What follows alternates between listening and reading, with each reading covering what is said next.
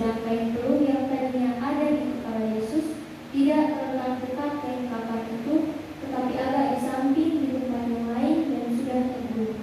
Maka masuklah juga keruh yang lain yang lebih dulu sampai di kubur itu, dan ia melihatnya dan percaya. Sebab selama itu mereka belum mengerti isi kitab suci yang mengatakan bahwa ia harus bangkit di antara orang mati. Lalu pulanglah kedua murid itu ke rumah. Demikianlah firman Tuhan. Amin. Terima kasih Mbak Melani untuk pembacaan sabdanya. Kita diberkati, kita yang setia mendengarkan sabda dan melakukan dalam hidup kita hari demi hari. Haleluya. Amin.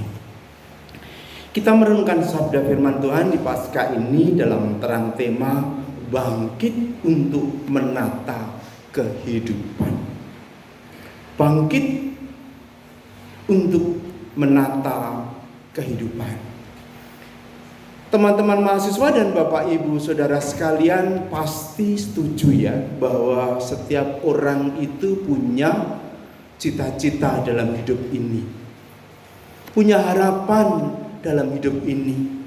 Karena ketika orang berhenti punya cita-cita dan harapan, seorang filsuf eksistensialis mengatakan dia sudah berhenti jadi manusia, mungkin jadi robot atau apa dan lain sebagainya.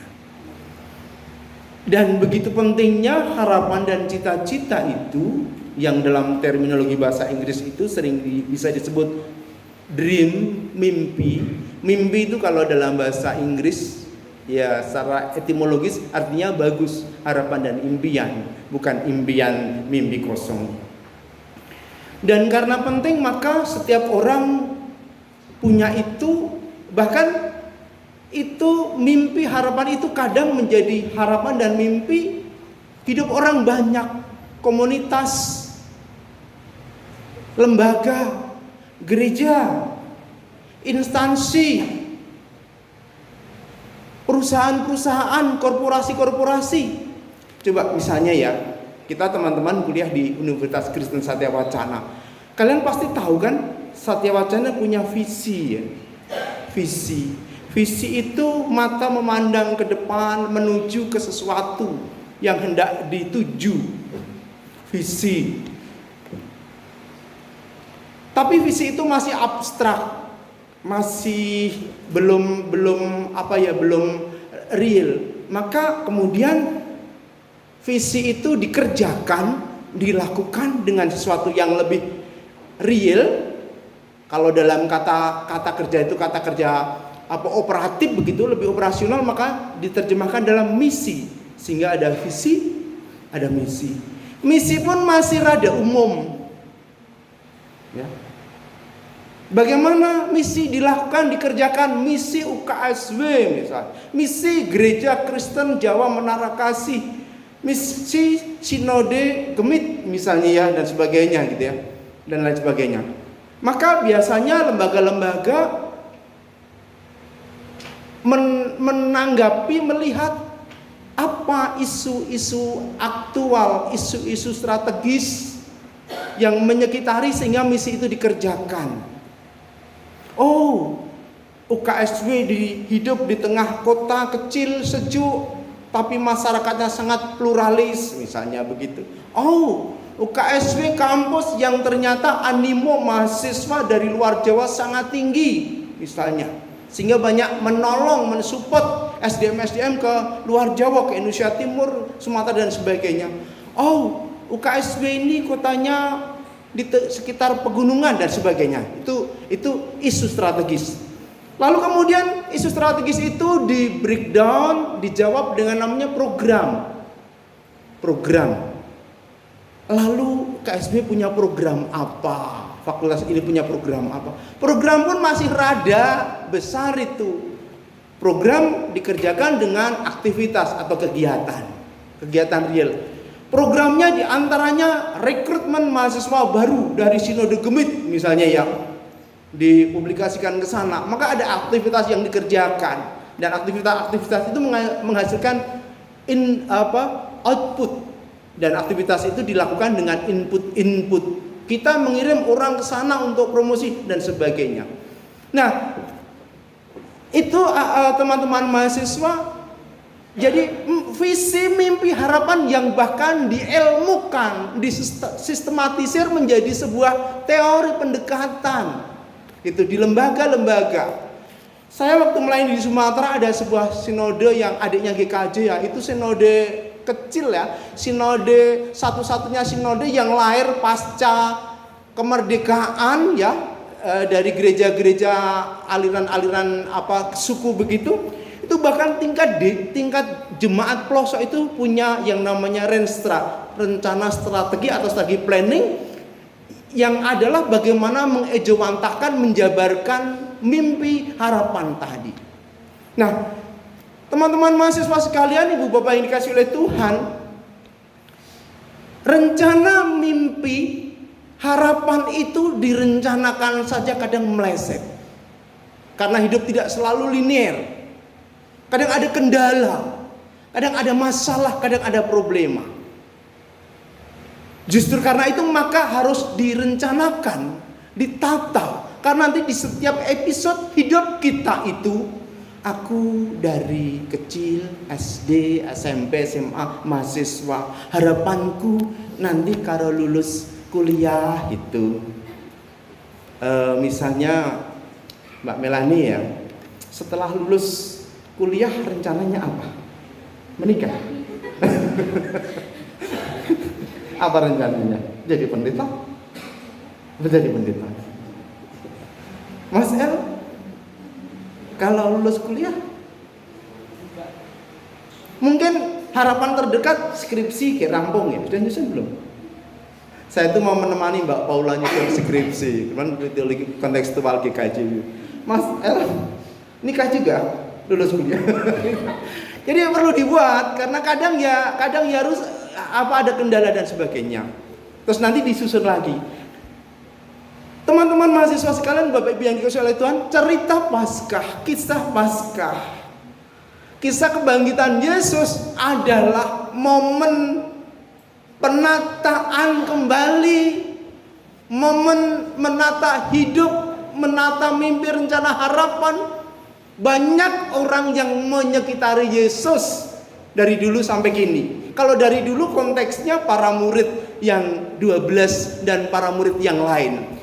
Jadi kalau yang disebut murid Yesus itu ada yang lingkaran utama itu 12 minus 1 Yudas Iskariot, nanti diganti. Tetapi juga ada komunitas-komunitas lain yang sebenarnya murid-murid Yesus walaupun bukan dari 12 itu. Para perempuan banyak, ada Maria Magdalena, ada Salome, ada Marta dan sebagainya ya, dan sebagainya. Salome, ada namanya Salome. Oh gitu ya. Mana namanya Salome? Oh makanan. Oh ya. Makanan dari apa? Oh begitu. Jadi dari sagu. Temannya Papeda. Gitu ya. Oh, Salome. Saya punya teman dari GKS Sumba namanya Salomi tadi, bukan Salome, Salomi bukan Salome. Salomi Janggadewa. Dia istri pendeta GKJ Bekasi sekarang gitu ya, dari Sumba. Jadi gini, para murid Yesus, Petrus, Yohanes, Yakobus, Filipus, Andreas, Bartolomeus, ini kan tadinya kebanyakan adalah orang-orang biasa, rakyat biasa. Pendidikannya rendah, bukan dari universitas. Yang mungkin baru dari universitas itu di sekitar itu Lukas barangkali ya. Pencari ikan di Danau Tiberias atau Danau Genesaret. Bayangkan aja di tepian Tautobanauli itu para nelayan-nelayan gitu ya. Terus di sana direkrut Yesus jadi murid. Ada orientasi hidup yang berubah. Tadinya kenalnya laut, kenalnya angin danau, kenalnya gimana menaklukkan danau itu, kalau ada hantunya gimana dikalahkan, kalau nyari ikan biar tidak diganggu dan sebagainya. Teman-teman, saudara-saudara di Indonesia Timur juga saya kira sangat erat sekali dengan dunia perikanan gitu ya, kelautan begitu.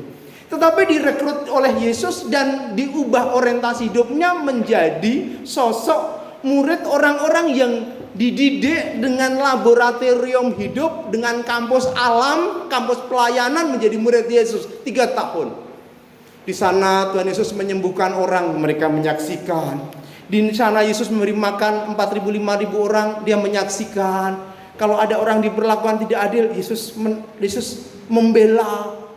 Jadi mereka dimuridkan, dibelajari bukan seperti kampus kita di gedung, di Satya Wacana atau kampus yang lain, tetapi di kampus kehidupan, kawah candra di mukanya itu. Dan nanti teman-teman mahasiswa ketika kalian sudah lulus dari kuliah, justru candra di muka kampus kehidupan kalian itu masyarakat dan jemaat, dan ilmu di sana nanti tidak ada itu di kampus.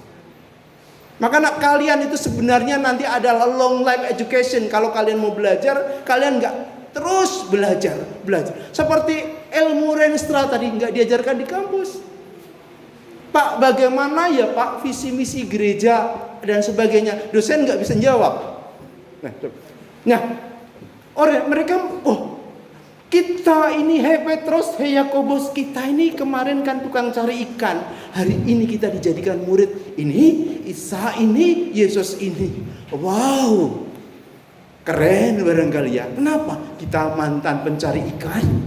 Kalau nanti Yesus ini jadi Raja Israel, berarti kita akan terbawa, terhisap dalam kemuliaan seorang sosok Raja Israel. Karena ini Mesias yang akan mengembalikan tahta Israel. Petrus, kau paling pemberani. Barangkali kau akan dijadikan Menhan kamu gitu ya. Pemberani, wani gelut gitu ya. Terus. Ya Yohanes itu konon digambarkan sosoknya halus, main perasaan. Maka menulis surat pun begitu. Barangkali aku nanti jadi menteri kebudayaan dan kesenian dia gitu ya. Kalau Yudas Iskariot kira-kira berharap jadi menteri apa? Menteri keuangan. Ya, dia suka nyimpan uang gitu. Keuangan gitu ya. Sayangnya Yudas ini mentalnya rada-rada enggak bagus, korupsi gitu ya. Sekarang ada berita menyedihkan ya, masuk korupsi 217 triliun edian. Gila. Kayak gitu. Saya sampai menghitung kalau itu dibagi masyarakat Indonesia itu 280 juta, itu satu orang itu dapat sekitar rata dari bayi sampai orang tua itu dapat sekitar 800.000. Itu kalau dibagi segitu Pak, cuma-cuma begitu. Gila. Bangka Belitung rusak orang enak-enak seperti itu. Kurang ajar sekali. Kalau di Jepang, di Korea, apalagi di Korea Utara udah mati orang yang seperti itu. Maka saya setuju undang-undang perampasan aset yang diperjuangkan oleh Jokowi itu. Sayang DPR kok nolak gitu, karena banyak DPR takut ketangkap. Mereka orientasinya itu, waduh, kita nanti jadi orang-orang yang mulia. Kata orang Jawa itu mukti wibowo, menjadi orang-orang yang dari kalangan rendah menjadi kalangan yang naik stratanya. Jadi orang-orang tangan kanan Raja Israel, Yesus Kristus pengganti Daud. Tapi ternyata ketika Yesus ditangkap, mulai Kamis malam panik. Petrus bahkan, aku nggak kenal orang itu, aku tidak kenal. Laki-laki pada kemana? Murid Yesus ketika Yesus semalaman di gelandang itu di mana? Ya, Yohanes, Andreas, Yakobus itu, Filipus pada kemana? Teman-teman, ngacir ternyata. Karena apa? Katanya mau jadi Mesias pengganti Daud, melanjutkan kerajaan Israel raya. Lah kok kayak gini, kok lemes? Diem aja nggak melawan. Harapan para murid, Yesus akan tampil dengan membawa pedang, dibantu malaikat dari surga. Wadyabala malaikat itu menghancurkan penjajahan Romawi, Herodes dan kroni-kroninya, dan mendirikan Israel raya di Yerusalem. Itu mimpi mereka. Salahkah? Tidak. Karena tafsir umum saat itu tentang Mesias itu ya seperti itu, pemahaman tentang Mesias. Tapi akhirnya kok ditangkap? Yudas saking nggak tahan, tak pancing aja, tak jual aja lah. Biar nanti setelah ditangkap para pasukan diborgol, dia akan mengeluarkan bala tentara surga. Ternyata tidak. Akhirnya Yudas menyesal, bunuh diri, menggantung. Jadi harapan yang sudah dibangun tadi hancur. Sehingga lari ngacir. Yang setia di dekat Yesus siapa? Para perempuan. Ternyata para perempuan ini dibalik kelembutannya dan kadang dianggap insan yang lemah, ternyata Tangguh ya perempuan itu. Ya, tepuk tangan untuk perempuan. Iya, Maria itu Pak Sari kemarin mengkhotbahkan itu di Jumat Agung itu, ini anak dari kecil tak peluk, tak gendong, tak kasih minyak kayu putih, minyak telon, mati disalib, sengsara di hadapanku. Dia setia, Maria Magdalena. Dan ketika Yesus bangkit, yang inisiatif ke makam akan merempah-rempahi dalam tradisi mereka itu siapa? Apakah Petrus, Yakobus? Dalam hal ini laki-laki layak belajar dari perempuan. Para perempuan, mereka datang membeli rempah-rempah, mau merempah-rempah. Bangkit, wow, ada secercah harapan. Jangan-jangan nyata ini Mesias. Jadi hidup kembali. Yang tadinya lesu, takut, kan mereka sembunyi. Muncul keberanian, masih sembunyi-sembunyi, dan Yesus datang menemui. Ini pun mereka masih bertanya-tanya. Mungkin gak berani bertanya, tapi barangkali dalam hati, guru, rabi, engkau kuharapkan jadi Mesias, disalib, mati, kami kecut, takut, tapi engkau bangkit, kami senang. Njok, setelah ini, njok itu orang Jawa, artinya lalu gitu ya. Terus mau ngapa? Guru, kira-kira mau apa? Mau dibuat apa ini hidup kami? Kok Tuhan Yesus slow, nggak ngasih langsung penjelasan gitu. Lalu para murid sebagian gimana? Ya sudahlah, kita balik, kita tuh dulu tukang penangkap ikan, ayo balik ke Danau Genesaret. Maka kembali kan para murid ada yang menangkap ikan, dan semalaman tidak dapat itu ya, sudah, nasib kita itu nasib tukang cari ikan, bikin ikan asin, besok dijual, itu kodrat kita, begitu mau ke sana. Anu lagi harapan, sana lagi. Tapi Yesus datang dan mereka beri makan. Adakah engkau punya lauk? Tidak, gitu.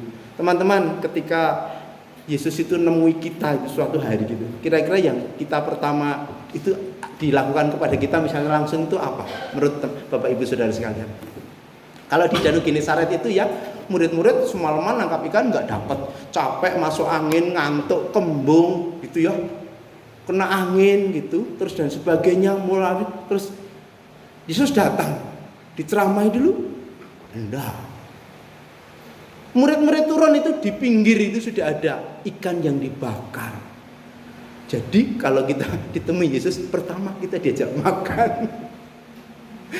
Diajak makan. Maka keselamatan itu digambarkan perjamuan anak domba di surga. Entah makanannya seperti apa. Artinya begini, Yesus itu betapa memperhatikan kebutuhan kemanusiaan kita. Tidak dikhotbahi, tidak disuruh berdoa, mangan dhisik. Saya itu kemarin siang, saya sekarang menemani Pak Heru di YKR gitu. Pak Kos makan yuk, saya hujan-hujan di kolam itu. Saya senang dengan air, dengan tanaman gitu. Dibelikan makan sama Pak Heru. Pak Heru, ini wah enak sekali. Saya memang lapar sekali, wah. Jadi ingat, para murid dikasih makan Yesus. Nah, para murid ini nanti menemukan jawabannya, yakni tentunya setelah Yesus naik ke surga dan Roh Kudus dicurahkan. Apa? Bahwa ternyata arah hidup, visi mereka itu adalah dijadikan orang-orang yang kemudian melanjutkan karya yang sudah dirintis. Jejak-jejaknya sudah dibangun oleh Yesus.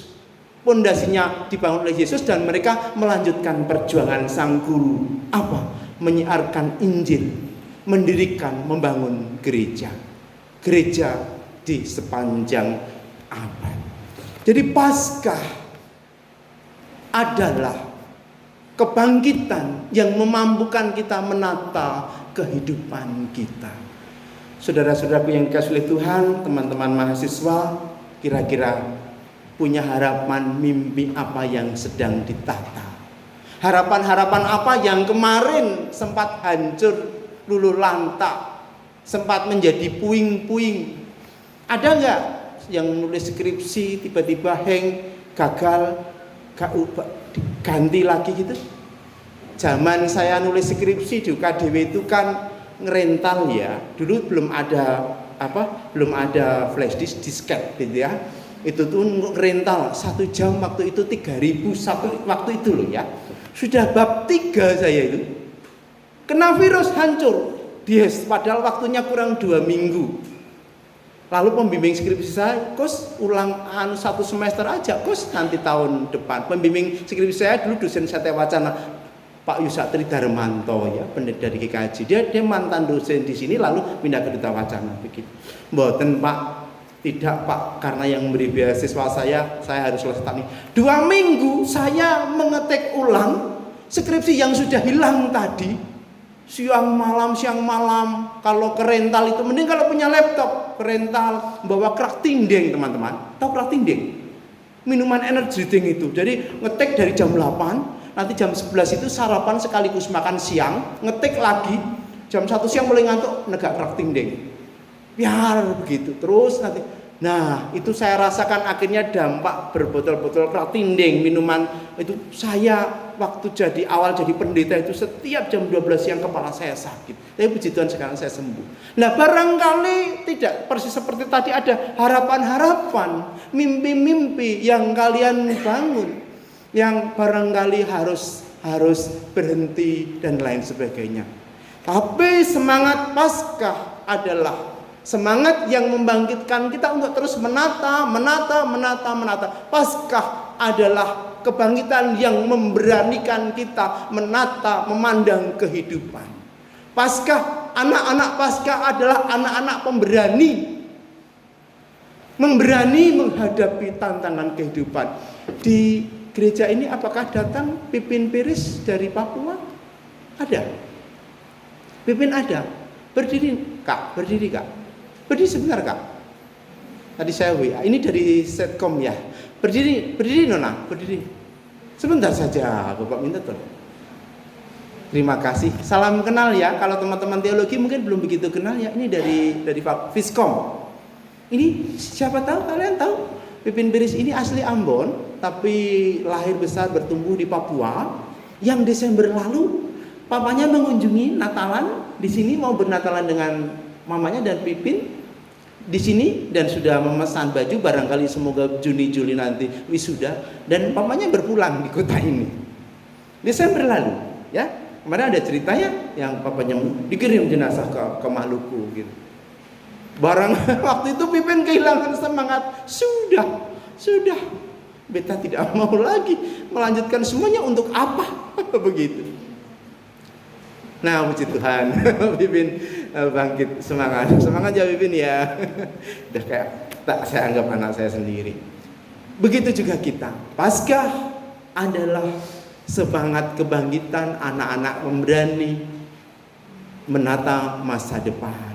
Sejarah-sejarah kemarin yang kelihatan kelam, gagal dan sebagainya, tidak usah dilupakan. Kita nggak bisa melupakan sejarah kecuali kita amnesia.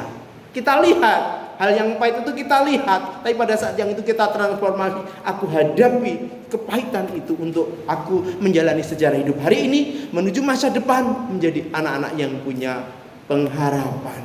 Selamat Paskah, selamat menata kehidupan, selamat menyongsong masa depan, cita-cita, selamat sukses. Tuhan memberkati sekarang dan selama-lamanya. Haleluya. Amin. Mari kita saat teduh.